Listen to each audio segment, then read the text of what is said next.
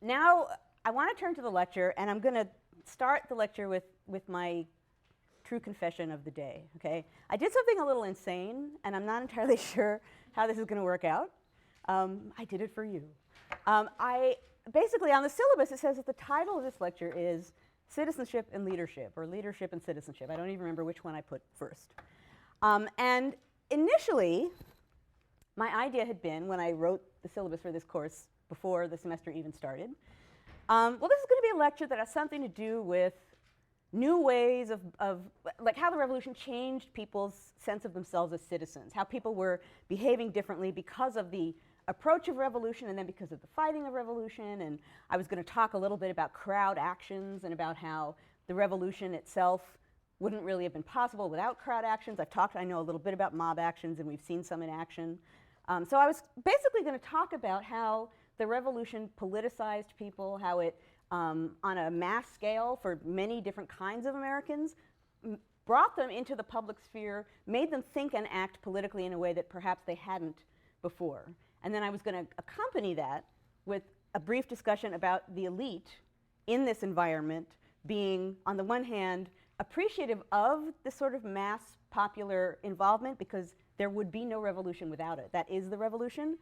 But on the other hand, they're elite folks, so they're all, some of them at least, are a little nervous about all of this sort of popular sentiment and crowd action. And I even had, you find my favorite arrogant aristocratic quote. Okay, so I even found random arrogant elite guy quote in 1774 who observed with true disdain, "The mob begin to think and reason." This is Gouverneur Morris, who actually has a really great sense of humor, but also he's really kind of aristocratically disdainful. And he says he believes with fear and trembling that if the disputes with Great Britain continue, we shall be under the worst of all possible dominions. We shall be under the domination of a riotous mob.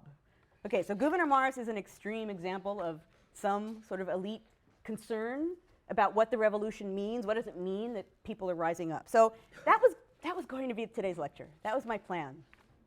But when I started thinking about the lecture and thinking about just preparing it and tweaking it, and again, I had last thought about it back in December, and you know, when you make a syllabus for a course, you think about the course, you outline it, you think it's all going to go well, and then you get halfway through the course, and sometimes different things seem exciting to you, or you suddenly get a gut feeling that, wow, I was going to have a really abstract discussion today, and I don't want to have an abstract discussion.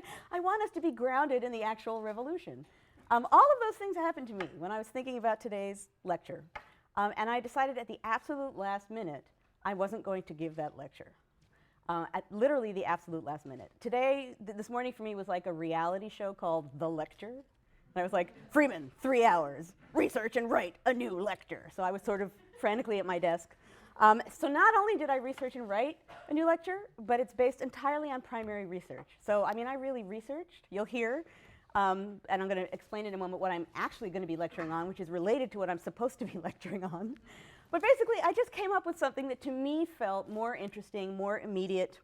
It's going to show some of the same things I would have been talking about in my big, broad, general way with my leadership and citizenship lecture. But instead, I'm actually going to base it on real people in a real place, sort of really showing you, as the revolution's unfolding, what happens to people in this place and how do events and ideas affect them.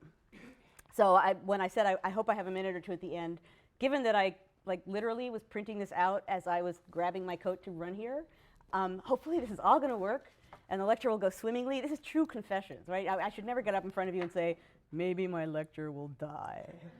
Hopefully it won't die. But I'm gonna aim for a grand slam and we'll try. But one way or another, what I am going to do today is get across some of the ideas in a concrete way that I had been thinking I was going to approach in an abstract way, and that just didn't get me excited this morning. So it's a little experiment for me. And what I'm going to do, my little experimental thing, is I'm actually going to be talking about citizenship and leadership and the American Revolution by focusing on Yale and New Haven. This was my brilliant thought for the morning. Aha! I can focus right here. I can talk about us here now and look at throughout the 1770s, some of the ways in which people were actually experiencing the revolution, some of the ways in which the revolution was getting them to take action, what it is they were doing, why they were doing it, who was doing it, who was taking action. So again, we're not just going to be looking at 3 elite guys in a room sort of writing proclamations, but we're actually going to be talking about students and the people of New Haven. So that's my experimental lecture for this morning. And as you're going to see, average New Haven residents took strong action at an early point in the growing conflict between the colonies and Great Britain. So really, in a sort of major way, what we're going to be looking at is their story today, the story of average people in New Haven. I mean, students are kind of above average because they would have been from more elevated families. We're going to be looking at students too, but we're going to be looking at a lot of what's happening just in the town of New Haven, which in a way is the best way to look at the revolution, which is really how it's unfolding on the ground. Plus, this means I get to talk about the British invasion of New Haven, which I've been waiting for my moment. I've never actually talked about it in this class before. I discovered it when I was writing the introductory lecture. And then having discovered it, it was like, okay, well, now I have to find a way to talk about the invasion of New Haven. So after I had my brilliant idea, I realized, ha! It means I get to talk about the attack on New Haven in today's lecture. So that will be there today, too. Okay, so let's actually turn now to Yale and New Haven at the opening of the revolution. And most of the lecture today is going to focus on the 1770s. But I will mention in starting that Yale students were certainly caught up in all of the fervor that I've been talking about in past lectures. And I know I mentioned once before that Yale students decided in protest at one point to give up importing fine wines, the sacrifice on the part of Yale students. In the 1760s, Yale students, like many other people throughout the colonies, were engaged in acts of sort of personal protest like that, you know, giving something up. Okay, maybe on the part of Yale students it was just fine wines, but still. Or on another occasion, in 1769, in response to the Townshend Acts, and then the idea of non-importation, the senior class of Yale came up with the following proclamation, which they made publicly. The senior class of Yale College have unanimously agreed to make their appearance at the next public commencement when they are to take their first degree, wholly dressed in the manufactures of our own country, and desire this public notice may be given of their resolution so their parents and friends may have sufficient time to be providing homespun clothes for them. It's like, we are making a proclamation. Mom, send me some clothes. It's like, okay. But the feeling was there. And even better, they want their parents to provide homespun clothes that none of them may be obliged to the hard necessity of unfashionable singularity by wearing imported cloth. Okay, Mom, if you don't send me clothes, I'm going to have to wear imported clothes and I'm going to be really unpopular. So, guilting the parents. Okay. But anyway, that's Yale students of the 1760s actually making acts of protest, organizing themselves into active protest. Now, Yale isn't unique in this way, actually. Throughout this period, colonial colleges in a variety of different places were places that tended to brew sentiment, political sentiment that was rebellious or outraged at some of the acts being imposed by the British government. Actually, Yale and Harvard and the College of New Jersey, which is now Princeton, tended to be particularly well known as sort of seedbeds of unrest, like particularly angry students who had strong political feelings.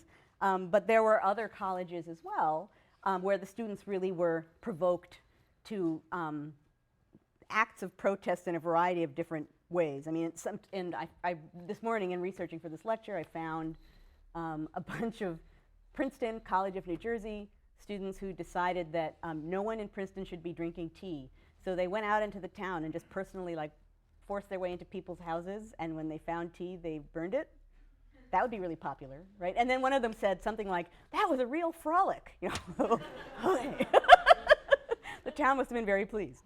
I think in another college, the commencement exercises, the speeches that the students gave at a commencement exercise, at a pretty early point, actually, they debated one for, one and against the possibility of independence. I think that was like in 1769. You had students at one college who decided that would be what would be happening at their commencement ceremony, is they would have that debate. It's a really early point, and again, pretty radical. So we're kind of looking at a long-standing pattern of college students being bold and radical during times of political controversy and political unrest, and this is happening throughout the colonies in this period. And it kind of makes sense. You have a cluster of people together, and you have a variety of different avenues, ways for students to make their thoughts known. So colleges, and as I said, particularly Yale, became known as the sort of seedbed of sedition. As one loyalist said of Yale in the 1770s, the college is no longer remarkable for its scholarship, but instead for its persecuting spirit, its republican principles, its intolerance in religion. But this is a person of loyalist sympathies who says, Yale used to be great.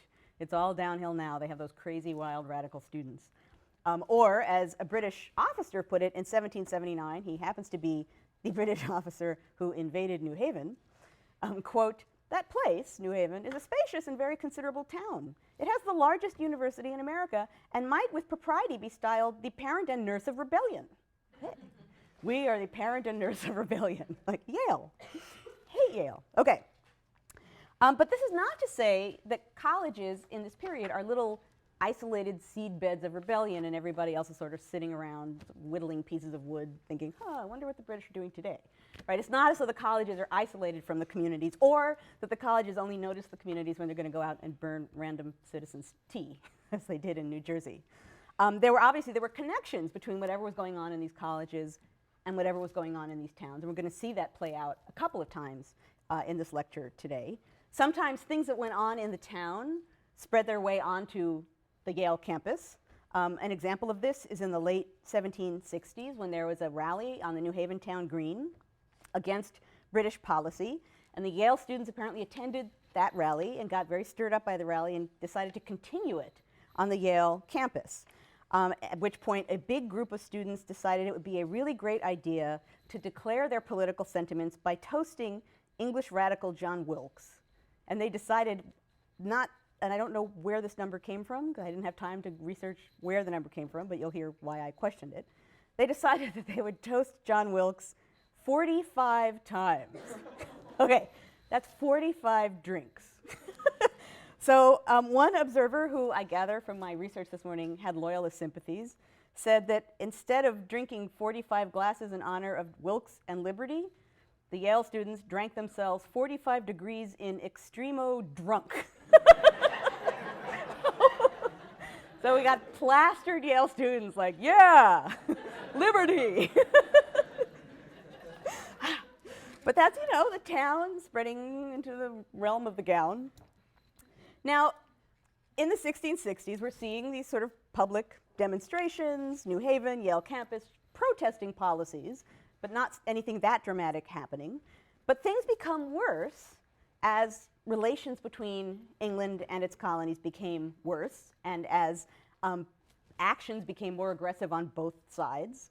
People in New Haven, as in a lot of other places, became more aggressive in their politics and became stronger in their actions. They made bolder decisions. And a great example of that is, again, here in New Haven, 1774, a group of about 60 men from New Haven, normal townspeople, I'm going to talk about them in a moment, decided that they were going to hire someone to teach them military exercises so that hopefully they would learn something and that somewhere down the road, if they had to be, they could organize themselves into a military unit and protect the town of New Haven. Okay, so here's 60 random people in New Haven who hire someone, I think they paid him like, $3 a lesson or something, to teach them how to drill and what to do with guns and how to walk in formation and basic military things so that they would know what to do in case they ever actually had to fight. Again, that's kind of a dramatic action. I mean, that's a big step to take. Okay, now I need to be militarily drilling in case I need to defend my family, my property, and my town. So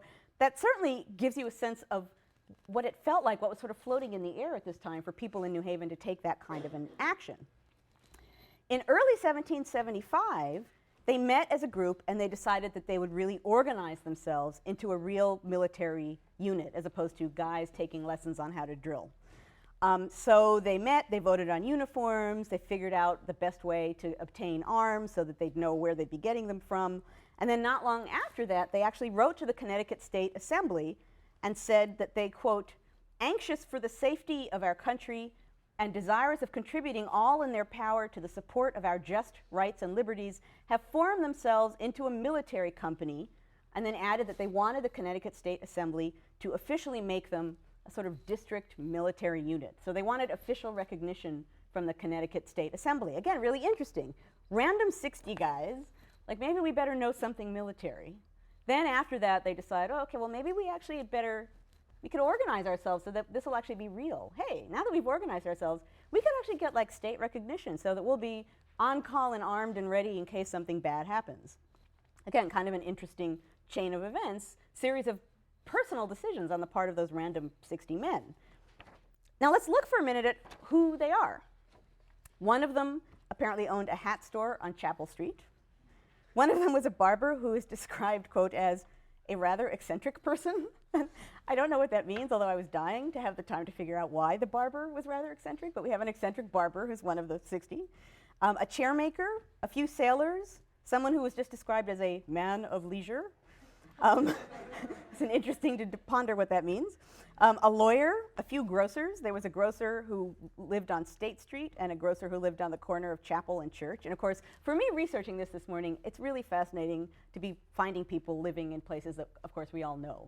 You know, I mean, that's always, because then you can exactly picture, oh, the corner of Chapel and Church. I know exactly where that person lived. One person worked in the New Haven Bank, and decided that he wasn't really very skilled at horsemanship, and in case that they were going to fight, he probably would need to know how to be really good on horseback. So apparently he regularly took his horse into his yard and practiced on the horse in private. He took it into his yard so no one would see that he was the guy who had to practice horsemanship, but he was sort of there doing his own little private drilling so that he'd be prepared in case there was actual fighting. Okay, so there you see a group of people, all different levels of society, lawyers, man of leisure, eccentric barbers, chairmakers, grocers, all different levels of society who have all come together for this one purpose and have gone over a series of months here to increasingly become more and more serious about what it is that they're doing. So it certainly tells you something about the mindset in New Haven in early 1775, and not only in New Haven, as we've already heard in the course. Things became more dramatic on April 21st, 1775, when news of the Battle of Lexington arrived in New Haven. And what was interesting to me this morning was when I was reading accounts of people in New Haven reporting when they heard this news, several of them literally stated the precise time of day, like at noon on the 21st, someone told me. I mean, they actually had it down to the hour and the minute when they heard about the events at Lexington, which to me was really telling, because it's what you do afterwards when something really momentous or tragic or notable or historic happens. You think, you know, where was I when that happened? You know, where was I when the Challenger blew up? You know, I was a receptionist at an advertising agency sitting at my desk. But you know, I remember that because I remember everyone around me getting upset and it was a big deal. And so here are these people kind of doing the same thing, remembering after the fact. I remember where I was. It was noon on the 21st when we heard in New Haven that the British had actually fired on colonists in Lexington. In New Haven, a Yale student wrote in his diary, "Today, tidings of the Battle of Lexington, which is the first engagement with the British troops, arrived at New Haven. This filled the country with alarm and rendered it impossible for us to pursue our studies to any profit." And this is the moment I mentioned on Tuesday's lecture when Benedict Arnold, who's one of the men in that group of 60 guys who decide they'd better arm and drill, he's one of those men.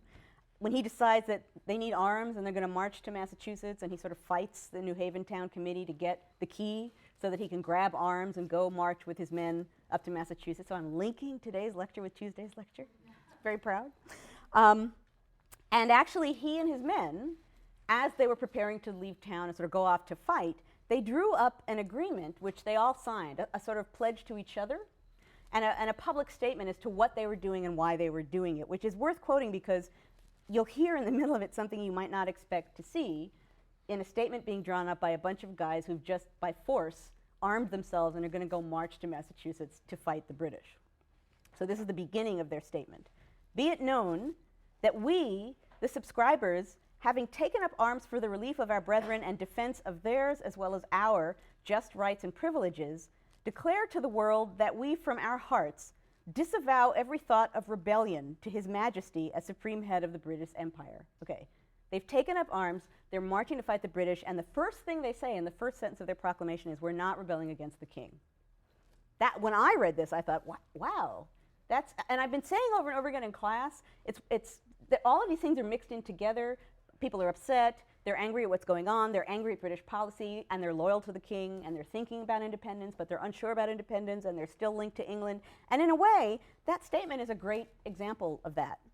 Guys who are holding guns and about to march to fight are being sure to state that they are not rebelling against His Majesty as supreme head of the British Empire, or they don't want to be accused of opposition to his legal authority, and shall on every occasion manifest to the world by our conduct this to be our fixed principle. So they're not rebelling against the king. Instead, they said that they were, quote, driven to the last necessity and obliged to have recourse to arms in defense of our lives and liberties. So they're saying we're not like rebels who are out to rebel against the king. We've been driven to this by what's going on in Massachusetts, and we're protecting ourselves, but this is a defensive act and not an aggressive act. And then, when you read a little further on in the statement, after all of this sort of noble, lofty sentiment, they then promise each other they're not going to get drunk or gamble or swear. It's like down to practicalities. Now that we've declared our purpose of the world, no heavy drinking. Okay. The next day, April 22nd, 1775, classes at Yale were suspended, and a lot of students went home. A few, actually went off to fight. So you can kind of see the way that the wind is blowing in New Haven.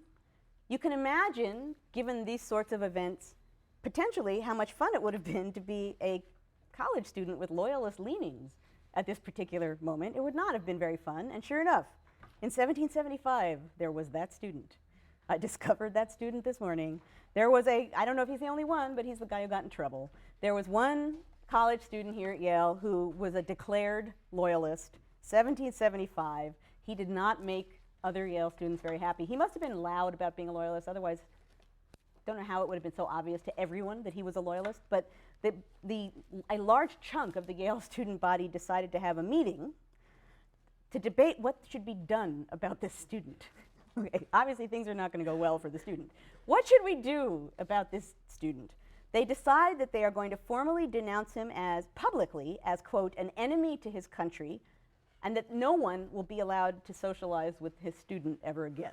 Okay, they've just ostracized this. Can you imagine? Sorry, you've just been entirely ostracized from every other person at Yale University because we don't like your politics. So when I first found this morning, I was like, oh, poor guy. And I couldn't figure out what happened next, and I just felt sorry for him. Then I found a little bit more about him, and I felt a little less sorry for him because he took action. Apparently, he was from New Haven, this particular loyalist student. So learning that he had been ostracized by all of the Yale student body, he went home and got some of his townie friends to go back to Yale and beat up some Yale students, which they did. And then the Yale students got really mad at this, apparently, and armed themselves with clubs and were going to go attack these townies. When the Yale president, Naphtali Daggett, intervened. It was like, okay, we're done with the war now. Like, nice idea, done with the war. So the fighting stopped, and eventually, I don't know when, the loyalists withdrew from Yale. So you can't blame him at this point. Okay, so we have people in New Haven forming military units and marching off to fight. We have students ostracizing that one lone loyalist student. Not long after this, Yale students organized their own military company and actually began training. And not long after that, the New Haven town meeting voted, and here's what they declared, quote, that the governor be desired to permit 100 stands of arms to be lodged in the library for the use of a company in Yale College, that should a company in college be formed and accoutred, they draw half a pound of powder to each man. Okay, Yale students have just started militarily drilling, and the New Haven town meeting has voted to store arms in the Yale library in case the students actually get it together and form an organized unit. They'll have arms stored in the Yale library ready in case fighting has to happen, which again is a really dramatic kind of a decision to make. It's stated in a very plain way in the document that I found, but that's a dramatic kind of a decision. So again, you can see, even just in that example, how some of these really general ideas I've been talking about over the course of many, many lectures building resentments, shared fears, continued loyalty to the king are playing out here on a small scale in New Haven in real life. Now, the Yale military unit apparently had its main moment of glory that same year in 1775, when George Washington, who was now the newly named commander-in-chief of the Continental Army, actually passed through New Haven on his way to join the Continental Army outside of Boston. And I'll be talking about George Washington in the next lecture, so I'm feeling very fancy once again that I have magically somehow seemed as though this lecture was really planned all along. But apparently Connecticut newspapers noted that people from New Haven went out, they wanted to see Washington, they wanted to see what was going on. They wanted to watch the Yale students do a drill, which they did, apparently a formal drill in front of Washington and his escort. Noah Webster, Dictionary Webster, was a Yale freshman that year. And in later years, he told people that he remembered that event. He remembered Washington watching the drilling students. He remembered that the military body of students escorted Washington out of town. And Webster said that he himself played some kind of music to accompany the marching of the Yale students with Washington out of town. So he remembered that a long time later as sort of a memorable moment from the war. Now, in the interest of time, I'm going to leap to 1777. Because in 1777, warfare now is unfolding throughout the northern states, and some people then began to conclude that actually staying in New Haven and studying at Yale might be just too dangerous for Yale students, because New Haven was an exposed port, which we're going to see in about 5 minutes. It is an exposed port. So the Yale authorities sent students out to different towns. They didn't close Yale, they just said, okay, we're going to send students to random places in Connecticut where they will be safer than they are in New Haven. So freshmen went to Farmington, sophomores and juniors went to Glastonbury, and seniors went to Wethersfield. I cannot tell you why those particular places seemed like logical places, but you and your class were sent to random place to continue your studies. On their way out, Yale officials asked the town to please protect the abandoned college buildings from troops, American or British troops. And some library books were moved inland to protect them in case troops came to New Haven. So again, people are feeling there's a potential real threat here. Yale eventually did come back into session in New Haven, not without serious problems. And again, you're going to see the playing out here of something I've talked about before. I've talked before about the problems of supplying the army. It was hard to get food. People weren't sort of giving up food and supplies to the army. Apparently, it was really hard for people to get food and supplies into Yale, too. That people just weren't, whatever sources of supplies had been serving Yale in the past were no longer doing that in a time of war. So in 1778, Yale sent out the following notice to parents of Yale students. September 30, 1778, the steward of Yale College hereby requests the parents and guardians of the students to assist in furnishing a supply of provisions. Okay, parents, would you please send food? We don't have a lot. We really need it. Without which it will be very difficult, if not impracticable, for him to subsist the scholars the ensuing winter. A generous and full price shall be allowed and paid, either in money or their sons' quarter bills, shall be most agreeable. Okay, please send us food. We don't have any, and if you do, we'll either pay you or we won't charge you tuition for your sons. So please, give us food, which again, can you imagine being the parent who gets the, sorry, there's no food for your son. Send some now. While you're sending the homespun clothes, send the food too. Okay, so the war is a real presence even on the college campus. Drilling students, fighting men, guns stored in the Yale library, people having a hard time getting food and supplies. 1779 is when things become much worse because that is the peak year of violence in New Haven. That is the year when the British invaded New Haven. And Ezra Stiles, who's president of Yale at the time, noted in his diary the events as they unfolded. And again, it's really interesting to see his diary entries. He later wrote another account that had full sentences. But to me, what was more interesting, and I'll read some of them here, were some of his diary entries because they're really immediate. And he's kind of recording his reaction to events as they're happening. So on July 4th, 1779, he says he heard news that there was a British fleet of ships that had been seen near Bridgeport. And supposedly, rumors said it was heading to New Haven. So again, being responsible president of Yale, he asks for militia to be sent in case this is actually true. They're going to need some real soldiers. But he writes in his diary, would not believe the enemy intended landing.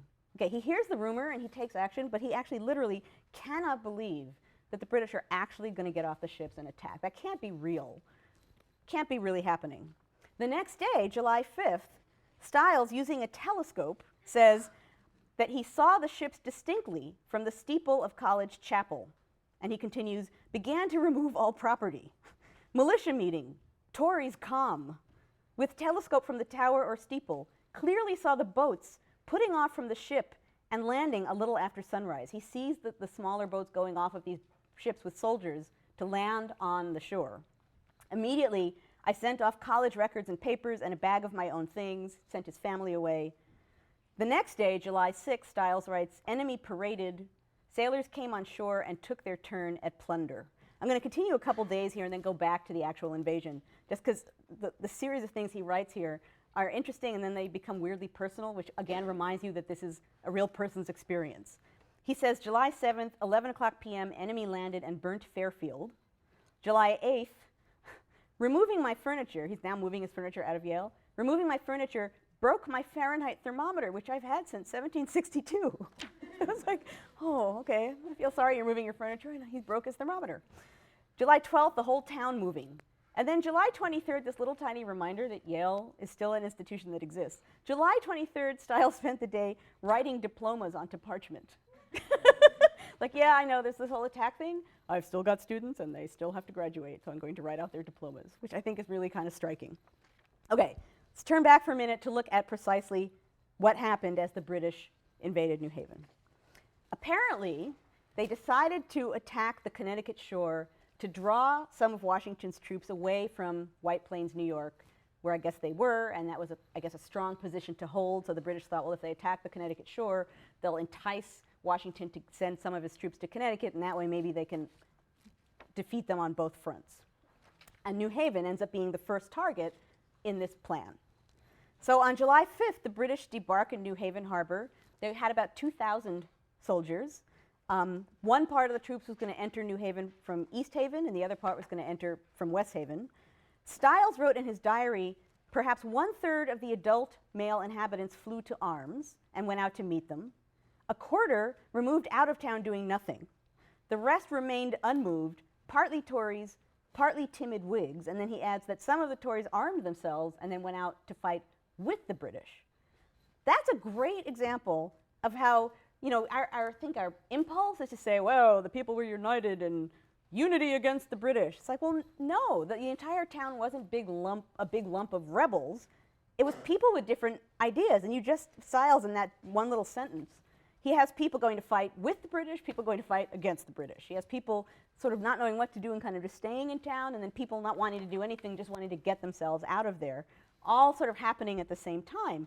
People are making decisions, some pretty dramatic decisions, and they're having to make them spur of the moment, and you can see them in a lot of cases here taking a side, taking a formal side in a way that could have pretty dire consequences. Yale immediately was dismissed, and some students immediately ran for home. Supposedly, according to a diary, one student, a sophomore, instead of going home, decided to go to a nearby town and read Blackstone's commentaries. Why that made sense, I don't know. Where the British are coming! I think I'll go to Fairfield and read Blackstone now. And in later years, he said he so enjoyed himself reading Blackstone during that period that he decided to become a lawyer right there and then. Okay, it's like this one lone little reading comm student in the midst of not a lot of other reading comm students, from what I could tell. Unlike that little Blackstone student, a volunteer company of about 70 Yale students, which is roughly half of the student body at that point, formed to fight. They were led by Captain James Hillhouse. He is indeed New Haven Hillhouse. He was a Yale graduate of a few years before, so he's not that much older than these men. And a Yale senior, who ends up being one of these fighting Yale students, offers an account of what happened at this point. He says, he notes that troops landed in the south part of West Haven, about 5 miles from the center of the town. College was, of course, broken up, and the students, with many of the inhabitants, prepared to flee on the morrow into the neighboring country. To give more time for preparation, and especially for the removal of goods, a volunteer company of about 100 young men was formed, not with the expectation of making any serious stand against such a force, but simply of retarding or diverting its march. So these students form, they don't think they're going to like beat the British, but maybe they can delay them a little bit. In common with others of the students, I was one of the number, and I well remember the surprise we felt the next morning, July 5th, as we were marching over West Bridge towards the enemy, to see Dr. Daggett, who's the former president of Yale, Naphtali Daggett, who's now a professor of divinity, so he's a Yale professor. How surprised we were the next morning to see Dr. Daggett riding furiously by us on his old black mare with his long fowling piece in his hand ready for action. We knew the old gentleman had studied the matter thoroughly and satisfied his own mind as to the right and propriety of fighting it out. But we were not quite prepared to see him come forth in so gallant a style to carry his principles into practice. So they see this professor like go riding off with his gun, like going to fight the British. Like, wow, that's pretty impressive. And I think in the first lecture I mentioned this and said it was the president of Yale riding out. Daggett had retired as president, so for the sake of accuracy, he's now not president, but a professor riding off to fight the British with his gun. So now this student goes on, giving him a hearty cheer as he passed. We turned down towards West Haven at the foot of the Milford Mills, while he, Daggett, ascended a little to the west and took his station in a copse of wood, where he seemed to be reconnoitering the enemy, like one who was determined to bide his time. As we passed on towards the south, we met an advanced guard of the British, and taking our stand at a line of fence, we fired upon them several times, and then chased them the length of 3 or 4 fields as they retreated, until we suddenly found ourselves involved with the main body. Okay, so there's like a couple of soldiers are like, get him! Uh-oh. And in danger of being surrounded. It was now our turn to run. And we did for our lives. Passing by Dr. Daggett in his station on the hill, we retreated rapidly across West Bridge, which was instantly taken down by persons who stood ready for the purpose to prevent the enemy from entering the town by that road. Okay, so that's where his account ends. Now we're going to pick it up with Daggett, who offered his own account afterwards of what happens. Okay, on Monday morning the 5th instant, the town of New Haven was justly alarmed with the threatening appearance of a speedy invasion from the enemy. Numbers went out armed to oppose them. Having gone as far as I supposed was sufficient, I turned down the hill to gain a little covert of bushes, which I had in my eye, but to my great surprise, I saw the enemy much nearer than I expected, their advance guard being a little more than 20 rods distant, with plain open ground between us. They instantly fired upon me, which they continued till I had run a dozen rods, discharging not less than 15 or 20 balls at me alone. However, through the preserving providence of God, I escaped from them all unhurt and gained the little covert at which I aimed, which concealed me from their view, while I could plainly see them through the woods and bushes advancing towards me within 12 rods. I singled out one of them, took aim, and fired upon him. Okay, so he takes one shot. I loaded my musket again, but determined not to discharge it anymore, as I saw I could not escape from them. And I determined to surrender myself as a prisoner. So he's like charged out with his gun. He takes one shot, and he's like, what am I doing?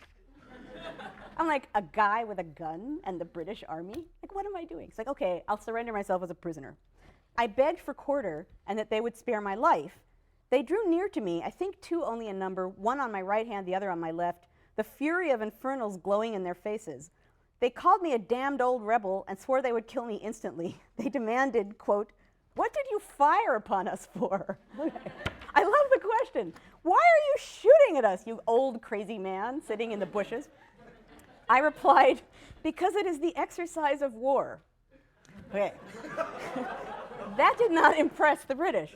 And apparently, they didn't treat him very well. So one of them like pretended to stab at him with his bayonet and actually like stabbed him a little bit, and some of them sort of hit him on the head. And there's a long account here, which I don't have time to read, in which he talks about, this guy hit me in the head, that guy hit me in the shin, and then some guy hit me with the barrel of his gun. And he ends up being forced to march at the head of the British troops back to New Haven from wherever he is. And he says, I think in his account, I saw the New Haven green, and I was so happy. I was like back in New Haven. But I think and they also, I should say, they stole his shoes, his knee buckles, his pocket handkerchief, and a little old tobacco box. So they also just stripped him of whatever he had. But he actually, I think, was kind of badly hurt, and he's sick for a while. And then a couple of years later, he dies. And people later said that maybe he died because of injuries sustained at that moment after the crazy charge of one guy, the noble professor going off to fight the British. Okay, so troops entered New Haven proper a little after noon, after one last skirmish where Whaley and Dixwell meet. This is the last little skirmish, and then the British entered. They entered New Haven and immediately began to plunder Loyalist and rebel houses alike, breaking windows and doors, carrying off valuables. As Stiles described it, plunder, rape, murder, bayoneting, indelicacies toward the sex. Okay, women were not being treated respectfully. Insolence and abuse and insult toward the inhabitants in general. One woman later recalled that a British soldier in town cut off her necklace to keep and stole her shoe buckles. Someone who lived on State Street said he was sitting in his door on State Street as the British came, and he saw a British officer come riding down Elm Street and turn up State Street towards Grove.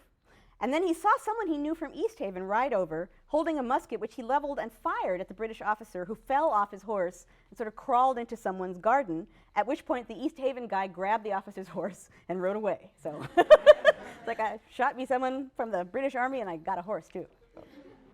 Some people fled town. One man who was stuck in town with his wife because she was too ill to run, saw British officers enter town and apparently went up to one and asked for protection. And the officer asked, "Are you a friend to King George?" And the man said, "I am." So his house was not attacked, but apparently he was not a friend to King George. He was not a Tory.